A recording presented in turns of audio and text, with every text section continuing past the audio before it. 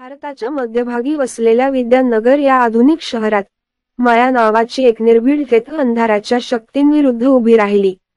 द्वेष आणि अज्ञानाने प्रेरित झालेल्या एका दुष्ट टोळीने शहराचे प्राचीन शहाणपण आणि ज्ञान नष्ट करण्याचा प्रयत्न केला.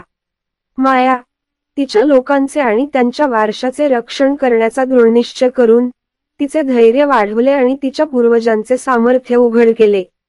दैवी मशीन गन पिढ्यानपिढ्या निघून गेल्याने मायाने द्वेषाची शस्त्रे वापरणाऱ्या दुष्ट गुंडांचा सामना केला.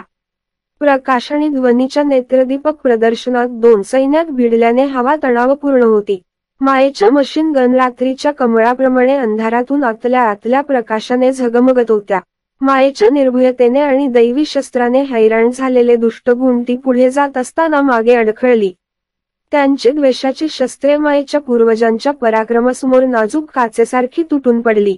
प्रत्येक शॉटने मायाने तिच्या पूर्वजांच्या शहाणपणाला चॅनेल केले, गोळ्यांना ज्ञान आणि सत्याचे सार लावले.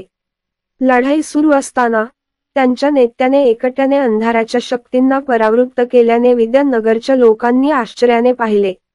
मायाच्या दृढनिश्चयाने आणि शौर्याने त्यांना त्यांच्या जीवनाचा मार्ग धोक्यात आणणाऱ्या वाईटाविरुद्ध खंबीरपणे उभे राहण्याची प्रेरणा दिली.